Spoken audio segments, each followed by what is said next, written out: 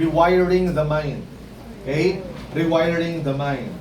And it's about loving God with all your thinking. Okay? Everything begins sa mind.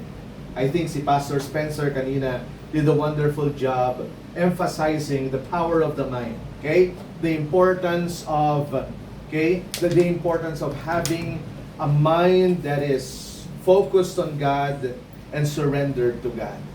You see, we are living in a noisy, secular world. Ang daming information ang gustong pumasok sa isip natin. Minsan nga, oras na nga ng tulog, no?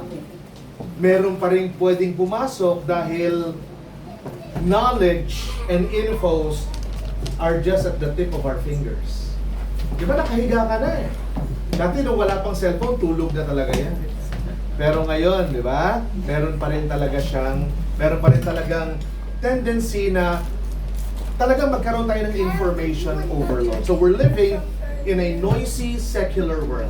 So to begin with, let me lead you into reading our base text. No, saan manggagaling ang ating pag-aaralin ngayon? Ano ang foundation ng mga principles na ating matututunan ngayon?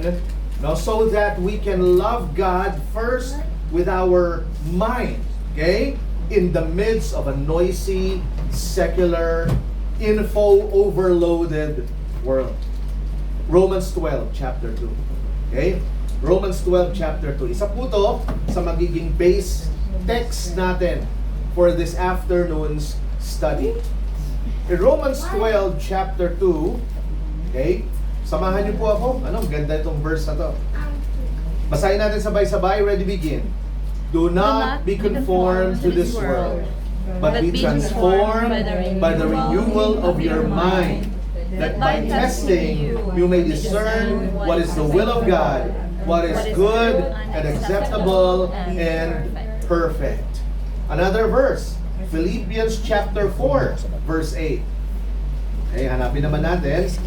Philippians chapter 4, verse 8. Pag nahanap nyo na, pwede nyo akong sabayan sa pagbasa. Sabi ng salita ng Diyos, begin. Finally, brothers, whatever is true, whatever is honorable, whatever is just, whatever is pure, whatever is lovely, whatever is commendable, if there is any excellence, if there is anything worthy of praise, think about these things. Pray muna tayo.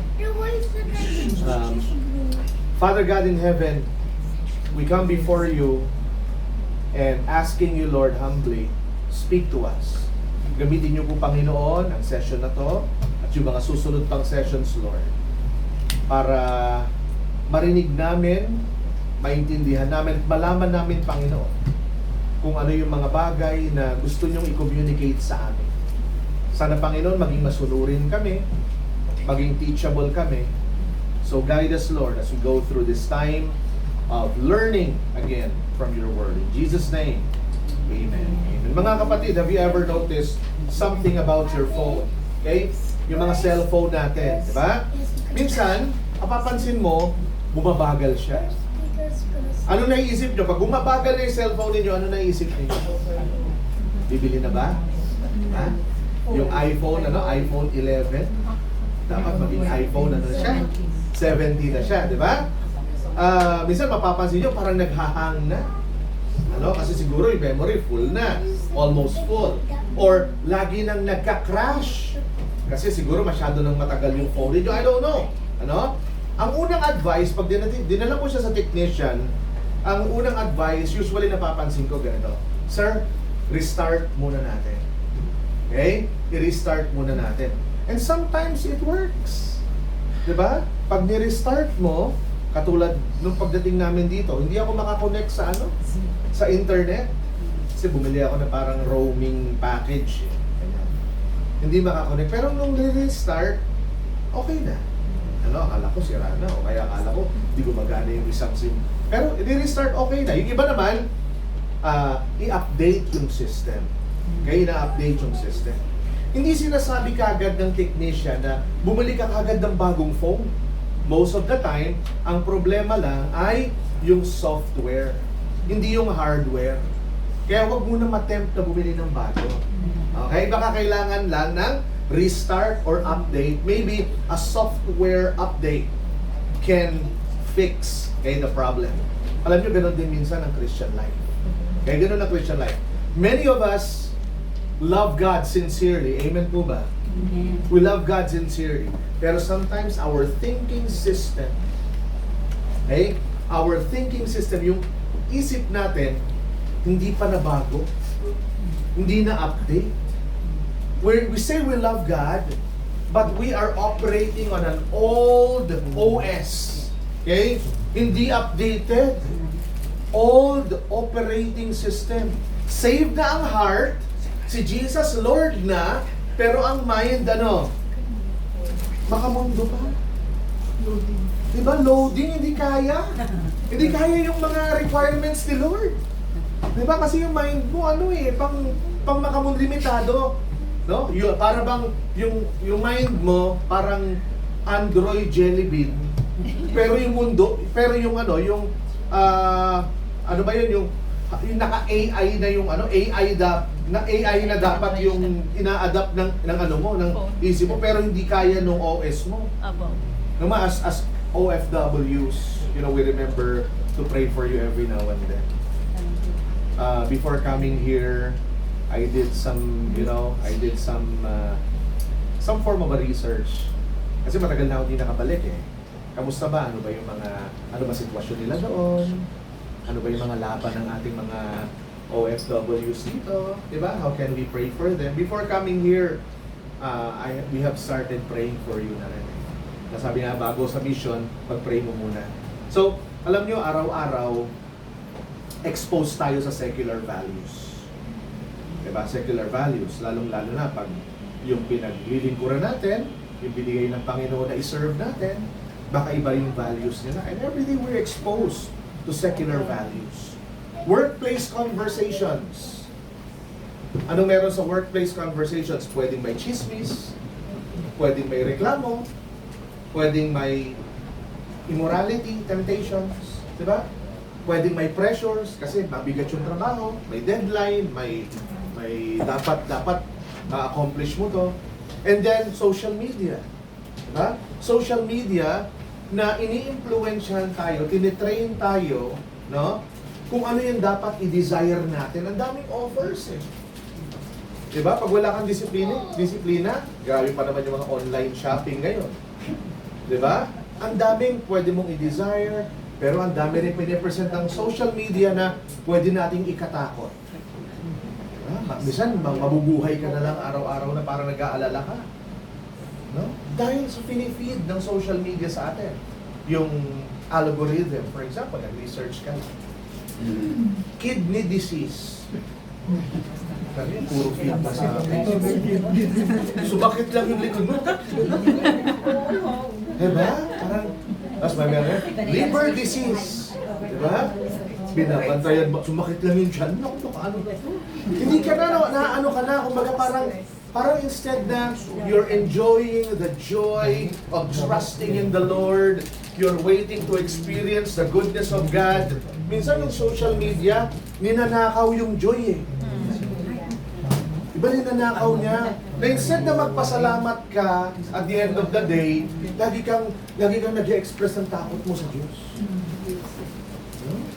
So, lalong-lalo na, we don't have our Filipino neighbors with us. Hindi ito Pinas. Kasi pag sa Pilipinas ka, di ba? Tropa natin lahat.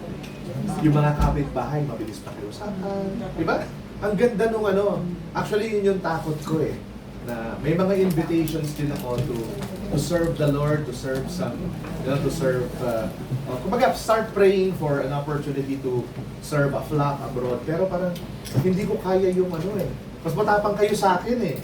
Diba? Hindi ko kaya yung parang paano na yun pag wala na akong kausap ng mga kapwa Pinoy. Diba? Kasi maglakad-lakad lang ako sa Pilipinas, di ba? May makakausap ka kagad eh. Pero huwag mo naman utangan kagad. Kasi may gano'n, delikado di ba? Nakausap mo lang, utang na kagad. Pero may gano'n. Well, balik tayo sa subject natin. Hindi po yun yung pinag-uusapan natin. Ang danger ganito. We're exposed to a lot of things, and then, ang nangyayari doon, na-organize yung mind natin. We start to compartmentalize our faith. Pag Sunday, Christian mode. Pag work days, laban, survivor, warrior. Diba? May mga matatapang sa workplace, di ba? Pero pag Sunday, God bless you. Yan, iba-iba ka, nag-iiba ka sa workplace, and then yung mindset natin, halo-halo. Parang collage of Bible verses, TikTok quotes, workplace culture, di ba? And then, worldly wisdom. Halo-halo na. Pero alam niyo mga kapatid, hindi yan ang gusto ng Panginoon na mangyari unang-una sa ating puso at isipan. Okay? Ayaw niya na magkaroon tayo ng divided mind na may araw lang na pan-Diyos, may mga araw na pangmundo, na may araw na halo-halo, hindi siya yung dominant or hindi under sa kanya lahat. Jesus said, kanina napag-aralan natin, love the Lord your God with all your heart, with all your soul and strength and mind. So today's question is not, do you love God emotionally? Hindi po yun yung tanong. Pero ang tanong na mas maganda is God Lord of the way, of the way you think? Okay? Yung thinking mo, yung thought life mo, Lord ba siya doon? Ibig sabihin, yung isip mo, siya ba yung may control? Ha? So sa isip mo, Lord ba talaga siya? Binasa natin kanina yung dalawang verses natin. Yung Romans chapter 12 verse 2, natandaan niyo, di ba? It's a command to be transformed. Philippians chapter 4 verse 8, binasa rin natin kanina. It's a filter. It talks about a filter of our thoughts. Whatever is pure. Hindi lahat, kundi yung pure lang. Whatever is excellent, hindi lahat. Kailangan yung excellent lang. Whatever is praiseworthy, hindi lahat kailangan yung nakakapagbigay kapurihan lang sa Diyos. Yun lang yung pinatatakbo natin sa isip natin. Yun lang yung i-allow natin na tumagal, pag-usapan, at i-process. Hindi lahat. Pero minsan parang lahat pinag-usapan natin, diba? Minsan yung pangit pa, minsan pa yung parang totoo lang, dahil nga makasalanan tayo, yung mga pangit pa, minsan parang yun pa yung nakaka-excite pag-usapan. Diba? Yung mga intro, alam mo ba? Eto ba ito? May alam ako. Mamaya sasabihin ko sa inyo. Yung mga ganon, di ba? Parang alam mong may mali, pero parang ang ganda eh. O kung gusto nyo malaman, stay kayo mamaya. Pero mag-i-stay talaga. Di ba? Pero yung Bible study, ang tagal, wala pa sila. Di ba? Pero, well, let's walk. Okay, let's go through this subject ngayong hapong ito. How to rewire our minds. Paano natin i-condition yung isip natin ng isip natin for the Lord? It is programmed, it is set to let Him really be Lord over our lives. That He would be the number one love of us. Romans chapter 12, bigyan ko kayo ng background. Chapter 12 na yan, ha? Romans 1 to 11 explains the gospel. Yung first 11 chapters, it explains the gospel. It explains the destructive force of sin. It tells us na may lutas, may solusyon dun sa destructive power of sin. It is the grace of God. At dahil sa grace of God, tayo ay napawalang sala. We have been justified and we are saved. So ang ganda ng laman. It's full of doctrines, 1 to 11, talking about how the Lord saved us, no? Sa pagiging matindi, sa matinding kapangyarihan ng kasalanan. So napakaganda ng laman ng Romans chapters 1 to 11. And then in chapter 12, sinabi niya, because of God's mercy, dahil sa natamasa ninyo, ng mga pagpapala mula sa Diyos. Dahil sa kabutihan, sa awa ng Diyos na ating natanggap, sabi niya sa Romans chapter 12, this is how you live. This is how you live. Okay? You should live differently. Iba na kayo as people who have become recipients of the mercies of God. Napakarami. In one phrase, mercies of God. Lahat ng blessings natin, mercies of God. Sa awa lang ng Diyos. Diba? At dahil naging recipients tayo nito, babaguhin tayo nito. Isipin mo yung tao naging mabuti sa'yo, magiging masama ka pa sa kanya, mababago ka rin eh. Diba?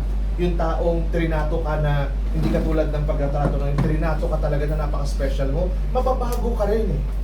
Yung Panginoon, sinners tayo. Pero ngayon, anak niya na tayo. Diba tayo napa-impyerno, pero ngayon, the mansions in heaven, the glory of God's abode para na sa atin. Hindi lang 3 days and 2 nights, pero forever, yun na ang magiging tahanan natin. Hindi ba tayo mababago? Sabi niya, para sa Diyos na nagpakita ng sobra-sobrang awa sa atin. Ito yung pagbabago. This is how you live. Okay? Christianity kasi is not just about what you believe. It's about how the gospel reshapes your thinking. Okay? Philippians naman. Ito yung sinulat ni Apostle Paul sa loob ng presuhan. This is a prison letter. Pag ikaw siguro susulat na nasa loob ka ng preso, God forbid pero nasa loob ka ng presohan, ano bang feel mo pag ikaw ay nakulong? Siguro yung sulat mo, sana makawala na ako dito, ang hirap-hirap ng buhay ko dito, di ba? Ganun, maintindihan mo yun. Pero si Apostle Paul, because his mind is different, he thinks differently, magnified sa isip niya yung kabutihan ng Diyos. This is one of the joyful letters na sinulat ni Paul. Nasa loob pa siya ng presuhan. Ano? Nasa loob na siya ng presuhan pero hindi pa siya gumigive up. Nagtuturo pa rin siya. At dito niya tinuro yung Philippians chapter 4 verse 8. Okay? Sabi niya, watch the way you think. Okay? Don't let everything in. Filter. And these are the filters na dapat yung gamitin. So binasa natin kanina. So I have 3 points to share with you. Okay? If you're taking down notes, this can help you, retain yung content ng ating pag-uusapan ngayong araw na ito. Number 1, let's talk about a call to non-conformity. Okay? We find here in this verse, in Romans chapter 12, verse 2, a call, tawag ng Diyos na not to conform. Huwag sumama. Huwag sumabay sa agos. Okay? Not to swim, and allow yourself to be carried by the current of culture.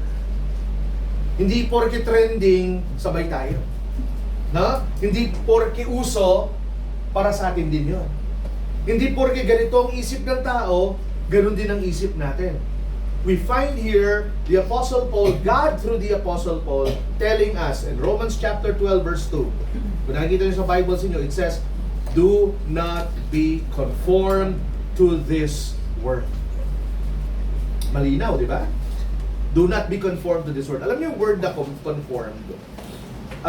Yung word na conformed sa original, ang pinaka-picture na pwede natin gamitin, yung parang to be pressed into a mold. Parang, sino sa inyo dito, once sa buhay ninyo, nung tayo yung mga bata pa, natuwa maglaro ng molding clay. Diba? Yung molding clay, di ba? Nilalagay mo siya sa may shape, pag bare yung shape ng mold, ganun mo, magiging bare siya. Pag prines mo, di ba? So, yun yung picture ng word na conform. Huwag mong hayaan na ang hugis ng buhay mo, mundo ang gagawa. Do not let the world shape your life. Like clay is shaped by external pressure. The word mold, okay? The world, yung mundo natin, meron silang mold Anong mold niya? Success. Anong success? Money. That's how the world defines success. Susundin ba natin yon? Yes, money is good. But according to the Lord, money, success is not all about money. Yung mundo, limitado eh. Yun lang eh. If you earn a lot, you're successful. Hindi. Ang success sa atin, if you're in the will of God. Okay? That's where true blessings are enjoyed.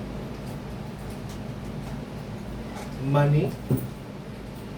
Alam nyo, talking about money, may mga pamilya na minsan, may mga pamilyang na nakakalungkot, nasira sila.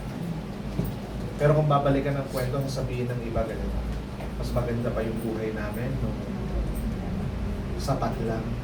Diba? Dahil nung sapat lang, nagiging matalino kami sa paggastos namin. Pero nung nagkaroon ng maraming pera, you know, sometimes, nagpapasalamat ako sa Panginoon. Minsan nakatanong ko, Lord, bakit parang sikap kami ng sikap? Parang laging sakto-sakto lang yung pera namin. Pero, think again.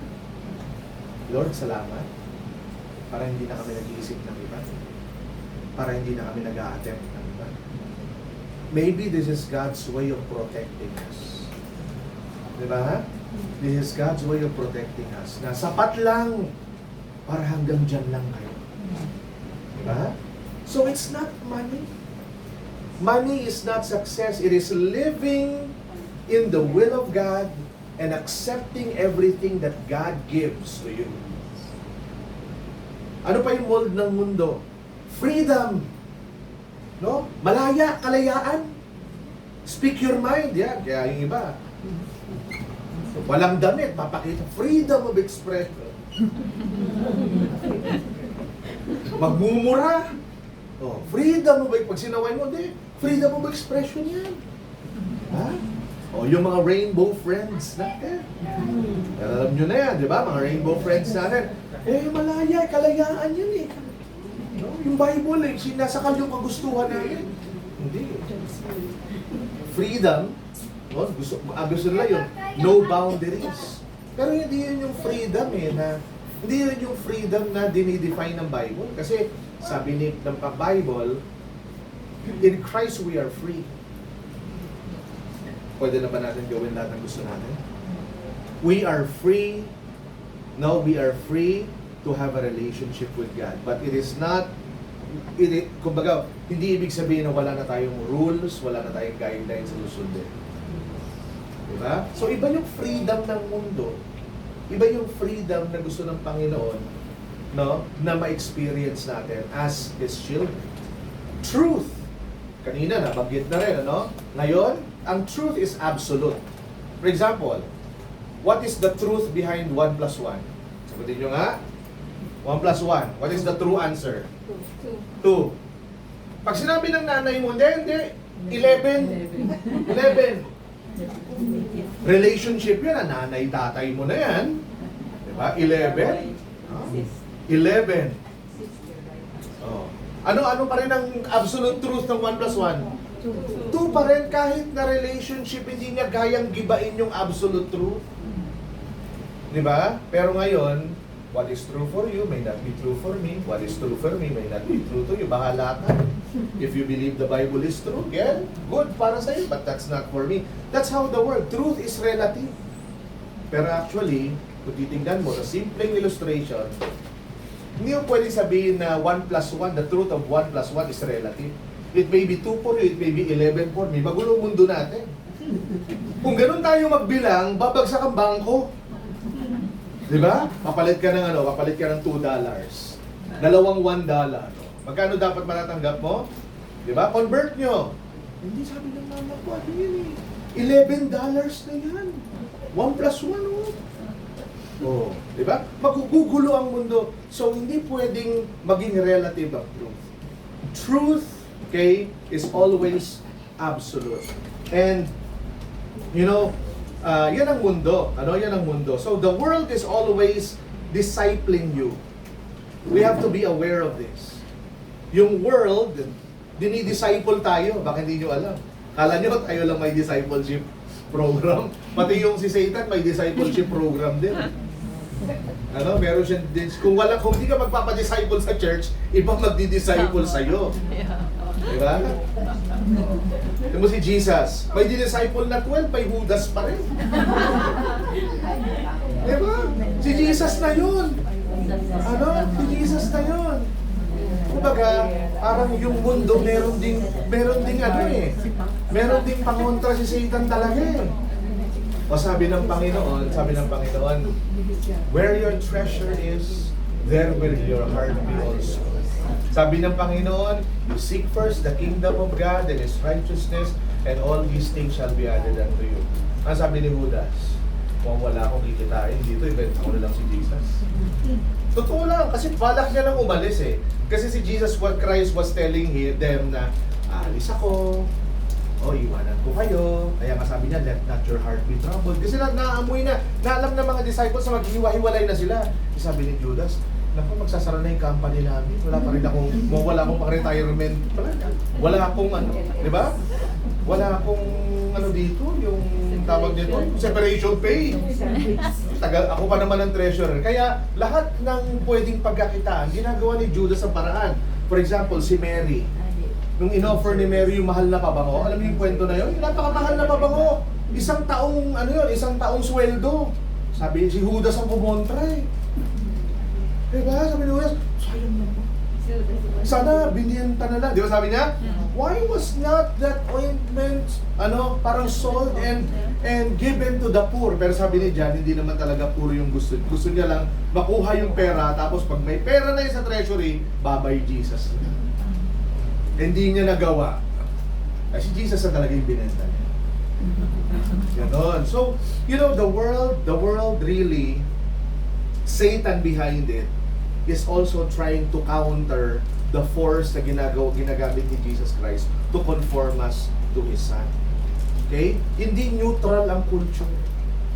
It's against the Word. It's against every system, every office, every app is teaching you how to think.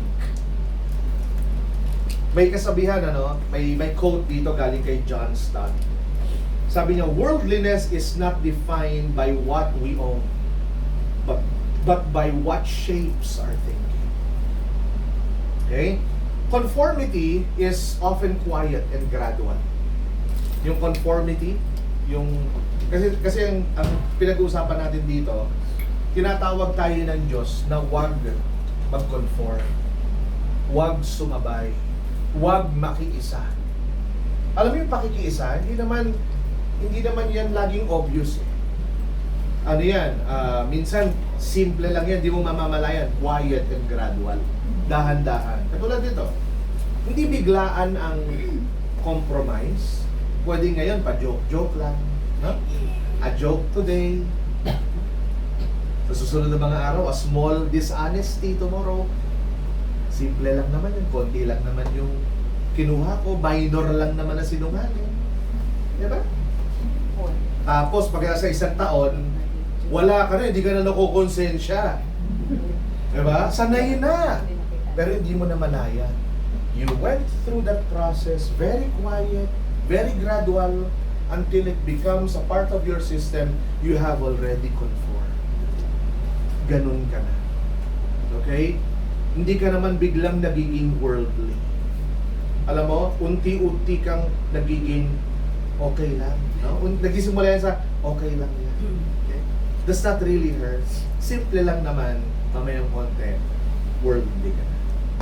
So tandaan natin, the Bible calls us not to conform. Huwag makiisa. We're different. As Christians, as followers of Jesus Christ. Okay? Huwag natin hahayaan na madala tayo ng agos ng culture, agos ng worldliness. Let's move counterflow. Okay, counterflow against the current, against the flow of culture. Pangalawa, sabi natin, merong tawag na huwag makiisa. Pangalawa, makikita natin dito, there is a command. Okay? A command to transformation. Alam nyo, yung Romans chapter 12 verse 2, yung second part, it says, But be transformed. How? By the renewing of your mind. Alam niyo, pag-aaralan natin sa original to, hindi ito parang simpleng declaration lang. This is an imperative. Utos. Hindi siya suggestion. Okay? Hindi siya a simple presentation. But this is in a form of a command. It is in the imperative form. Ang sabi ng Panginoon, be transformed. Okay? Be transformed. Tanungin ko kayo, ilang taon na tayong Christian? Ilang taon na tayong mananampalataya? Ilang taon na tayo nagpo-profess na tayo tagasunod ni Jesus Christ? Susunod na tanong, nabago na ba tayo? Diba? Meron na bang pagbabago sa buhay natin? Hindi ko sinasabing perfect na ba tayo, hindi po gano'n. Dahil pag perfect ka na, nandun ka na sa may lumaliwanag. Okay? Hindi po yun, no? Pero baka sabi mo ba na nabago ka na? O dati warrior ka, ngayon warrior ka pa. Diba? Dati mainitin ang ulo mo, ngayon parang mas lalo ka pang mainitin ang ulo. Parang problema doon. Diba? Kasi sabi ng Panginoon dito, utos eh. Babago ka. No? Magbago ka. O sabihin mo sa katabi mo, bago ka na. Sino katabi mo? Ayaw Diba? Bago ka na. Diba? Opo. Mga kapatid, no? Yung word na transformed, maybe you've heard this before. Napaganda ng word na transformed kasi ito yung word na metamorpho or metamorphosis. Yung pagbabago ng isang caterpillar, nagiging cocoon, tapos nagiging beautiful butterfly. Ibang-iba yung mukha ni butterfly na napakakulay na ginagamit pa sa kasal para mas makadagdag ng ganda. Eh gusto mo, sa kasal mo, lagyan natin ng mga higad. Ayaw mo yun, di ba? Eh sasabihin, pareho lang naman yun eh. Yan din yung butterfly, pero ayaw mo kasi... Basta yung higad motif. Nakakatakot. Yun yung motif nung... Di ba nakakatakot? Ayaw mo yun, makati yun. Di ba? Tsaka, hindi siya nakaka-inlove eh. Di ba nakakakilabot? Oh. Ganun, sabi ng Panginoon, magbago ka. Kung dati kang nakakakilabot, ngayon, lovely ka na. Amen? Amen. Kung dating ayaw ka ng mga tao, dahil napaka-toxic ng ugali mo, pero ngayon, gusto ka na nila. Gusto nila na part ka lagi. Nandyan ka lagi. Ikaw ba, gusto ka ba ng mga tao na kasama? Or ay praise God, wala si sister. O ganon, di ba? Uy, buti na lang, di umaten. Di ba? Hindi ganon. Kumbaga lahat tayo, we love each other, and yung presence natin, di ba? Maganda kasi nabago na tayo ng Diyos. Okay? Internal change. Yun ang gusto ng Panginoon eh. Mangyari muna. Kasi we're talking about a changed mind. Internal change that shows externally. Na bago ka ang kalooban mo, at naipapakita yan sa panlabas mo, sa mga ginagawa mo. You see, Christianity is not a behavior modification. It's a mind renovation. Okay? It's a mind renovation. Sabi ni John MacArthur, si John MacArthur, nasa Panginoon na ngayon, sabi niya, the renewed mind is one that views everything through the lens of Scripture. Ganon. Hindi yung ano yung pananaw ni Boy Abunda dito? Ha? Ano yung opinion ni Vice Ganda sa ginagawa? Hindi. Anong sabi ng Panginoon? Pagsasali ako dito, ano kaya ang sasabihin ni Jesus? Diba? Pag gagawin ko to, ano ba sinasabi ng Bible tungkol sa gawain? Diba? Sa family, gusto ko yung family ko maging maganda. Ano bang sinasabi ni, ano ba? Ni Master Hans, hindi, Madam Auring, hindi gano'n. Hindi sila, ano sinasabi ng Panginoon tungkol sa pamilya, yun ang gagawin. You view everything according through the lens of Scripture. So, renewal is internal. Okay? Not cosmetic. Yung nagbibehave ka lang na maayos kasi nakakahiya. Diba? Bibehave ka lang na maayos to impress people. Hindi yun. Hindi natutuwa ang Panginoon sa ganon. Kaya, when someone says, I stopped doing bad things, questionable na.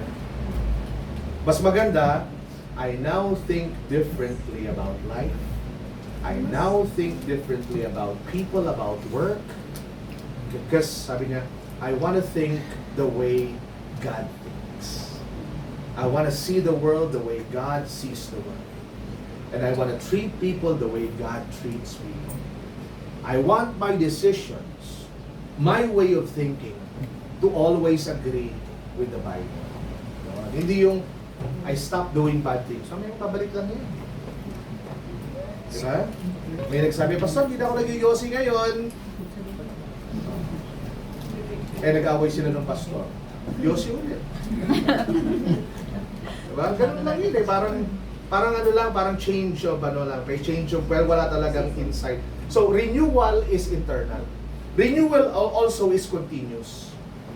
The verb implies ongoing. Okay? Yung, sabi niya dito, be transformed by the renewing. Nakita niyo? Renewing of your mind. So, merong ongoing action. Yung OFW life reality, pagod, homesickness, pressure, loneliness. That's why renewal is not a one-time seminar. It is a daily discipline. Diba, lalabanan mo ng lalabanan. No? Hindi yung parang homesick ka ngayon, bukas hindi na ako na-homesick. Hindi. Lalabanan mo siya. Start to think, it's an ongoing action. No, yung pressure, mamayang konti, challenge na siya.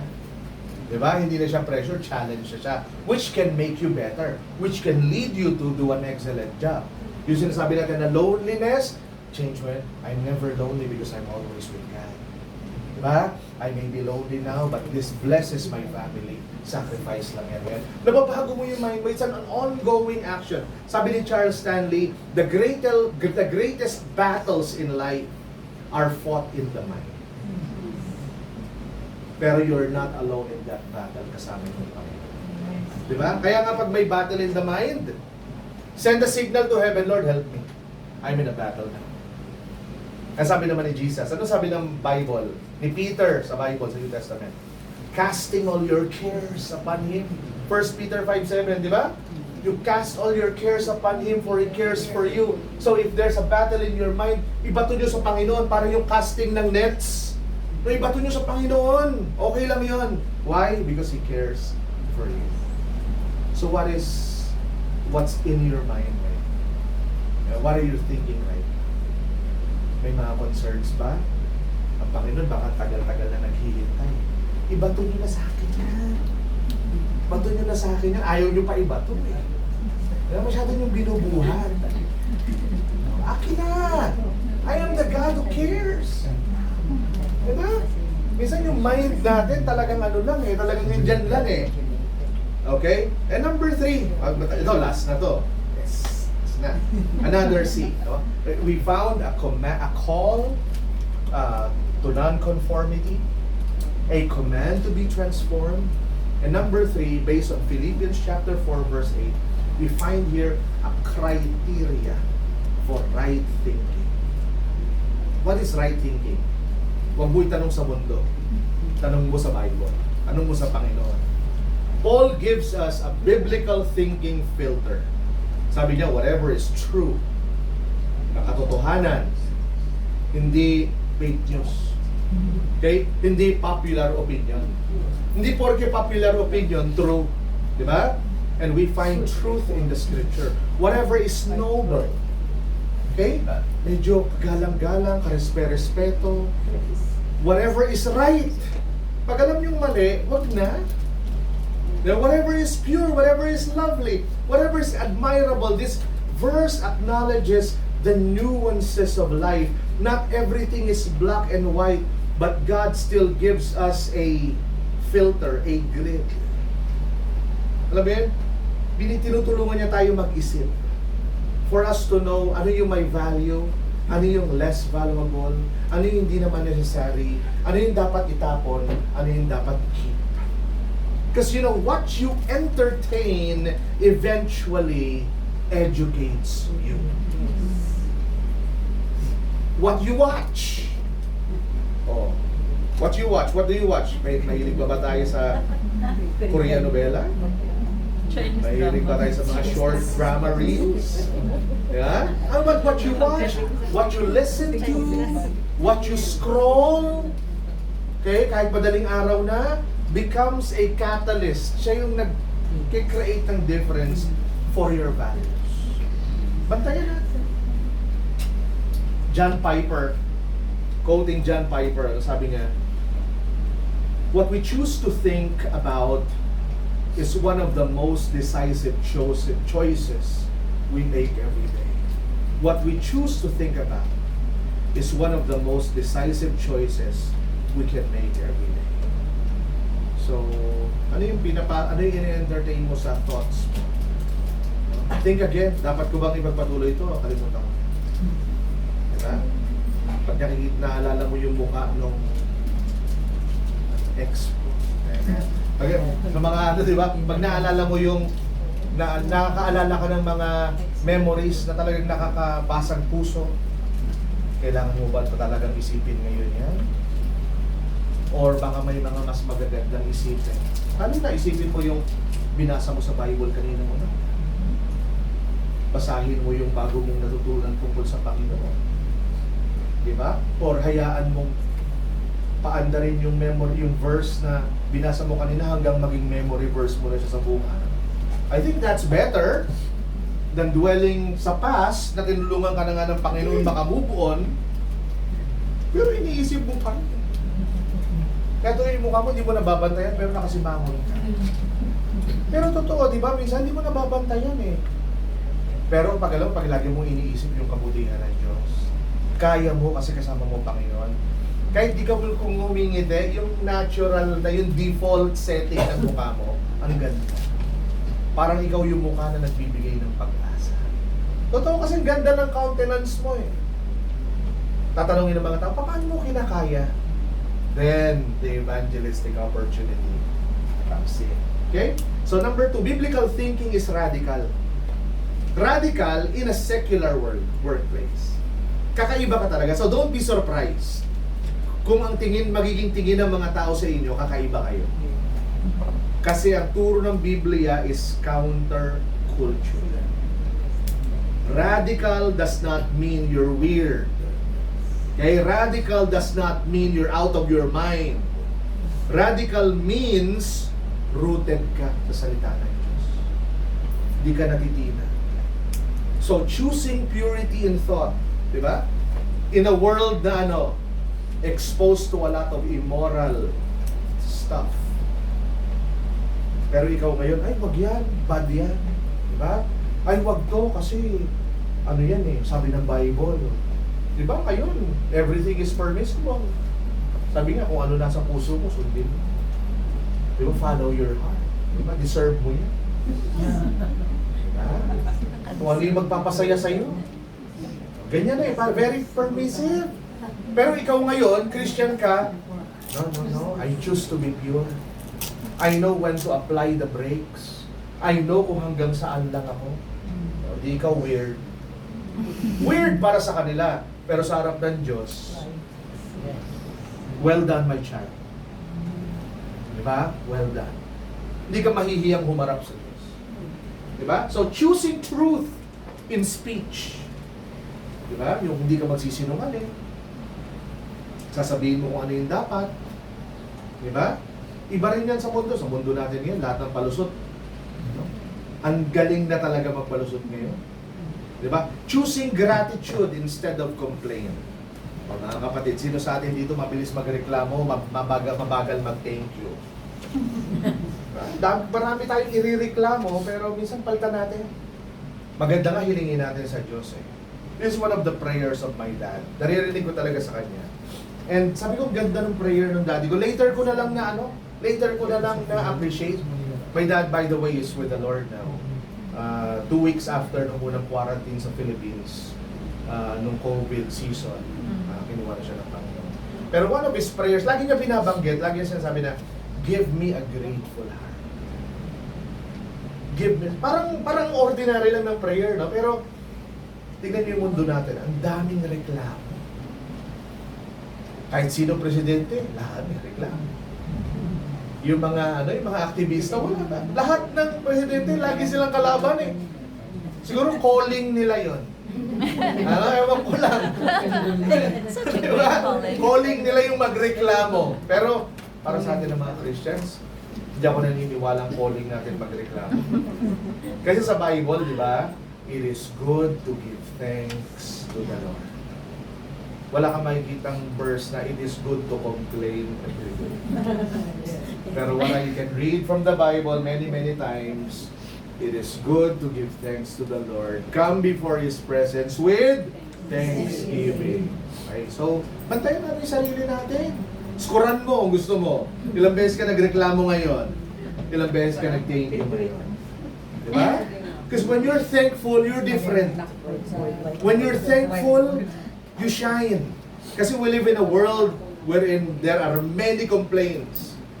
Pero pag ikaw yung nag-thank you sa boss mo, baka, diba? Ikaw yung nag-thank you sa kaibigan, puro reklamo, pero ikaw nagpapasalamat ka. That's again an opportunity. It may create an opportunity. What's your secret? What's so different about you? What's your belief?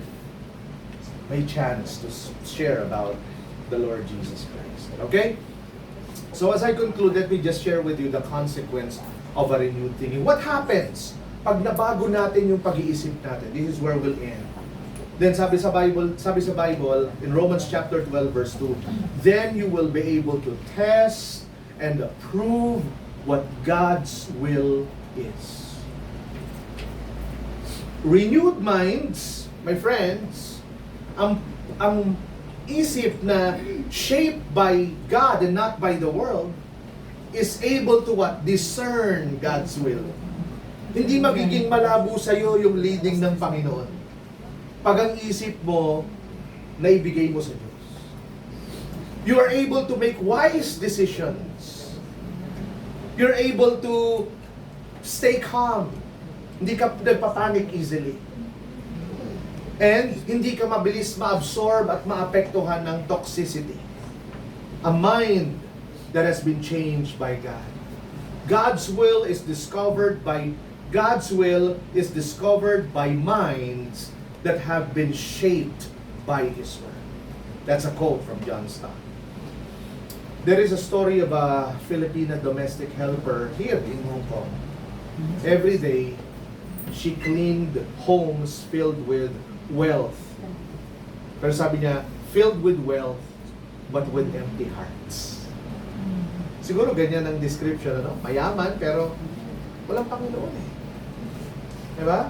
Filled with wealth, but with empty hearts. She said, Pastor, I realize, kung hindi ko babantayan ang isip ko, I will start wanting what they have and forgetting who I am. Diba?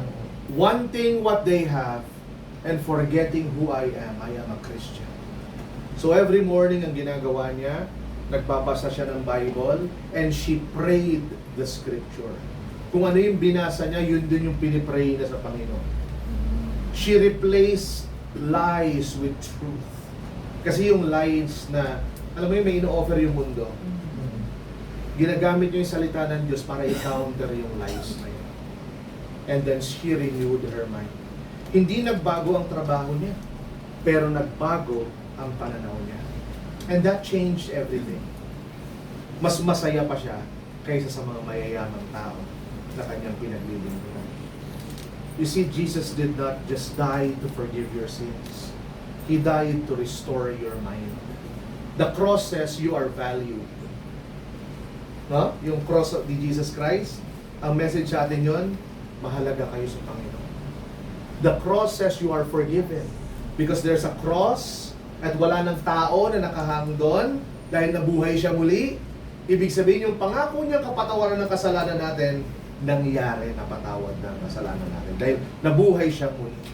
You are not defined by your workplace or your passport.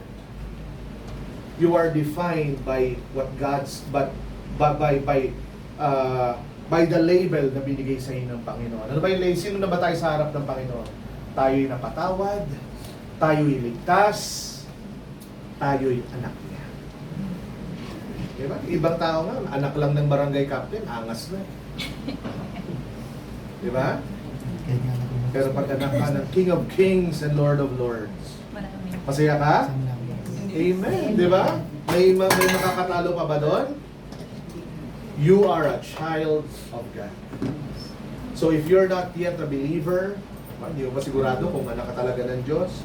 Jesus invites you not just to feel forgiven, but to think differently about life forever. It begins by asking Jesus to come into your heart, forgive you from your sins. He says He will forgive you from your sins by asking Jesus to come into your heart and be your Lord and Savior. Let's bow our heads. Let's bow our heads. So kung ikaw ay naririto ngayong hapong ito and gusto mo masigurado, ano?